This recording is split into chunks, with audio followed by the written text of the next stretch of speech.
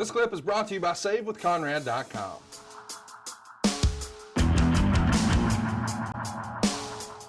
Josh Kuhn also writes, any memories of working with Andre the Giant? He's become a mythical-like figure, and we haven't spent a lot of time talking about him here on the show.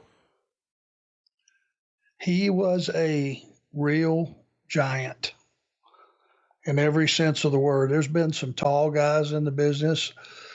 Big Show, I never considered as, being a giant means that your head was the size of the Liberty Bell and your ass was 4 feet wide. You were just so big and so out of proportion for any normal human being.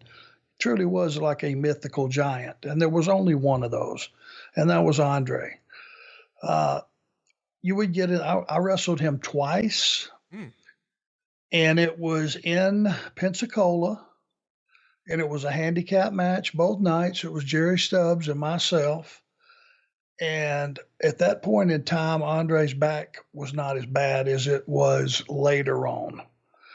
Probably 10 years later, his back was just shot. When I was up there working, for WWF, his back was really terrible. But at this point, he was still pretty mobile. And, you would just wait for him to either call you into a hallway or not.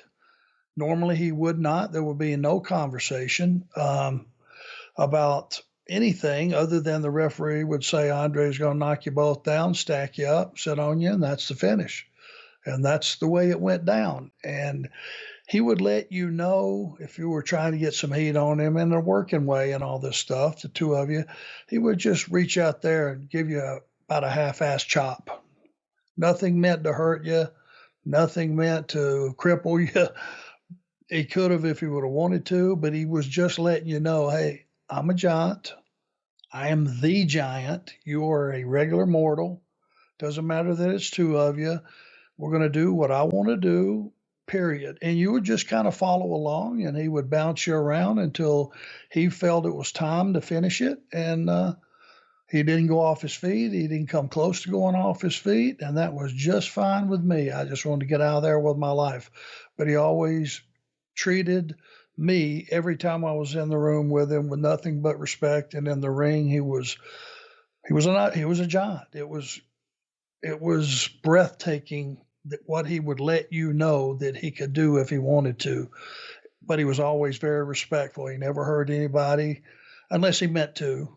And just being in there with him was a humbling experience. I know it's a silly question, but we've heard so many fantastic tales about drinking with Andre. Did you ever get to drink with Andre? Spend any time with him at a bar? I did. Tully and I, a few nights, would come in the hotel bar, and that was where all the drinking went on when I was up there, was in the hotel bar, because every morning was a 6 o'clock flight. Right. That's a 4 o'clock wake up. Doesn't matter if you're staying right at the airport. You got to get up, you got to shower up, got to make sure you got everything packed. The whole deal, you got to get there an hour beforehand. And if you didn't get there a little bit before that, you got a bunch of wrestlers lined up.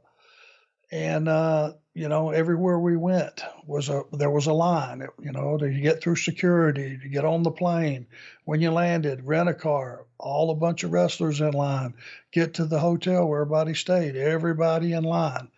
So it was one of those rituals. So getting back to the original subject matter, we would go drink with Andre a few nights, and Buddy, he would buy several rounds, but a round to him was, he would look at what you were drinking. He would get you, like if it was 2 or 3 of us together, he would order a platter of beers, and he would sit one platter of beers there. He would get a bucket of ice and put maybe 6 beers in it.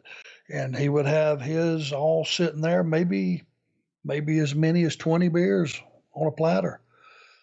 And he would just start knocking them out. I know he drank 20 bottles of wine or something one night.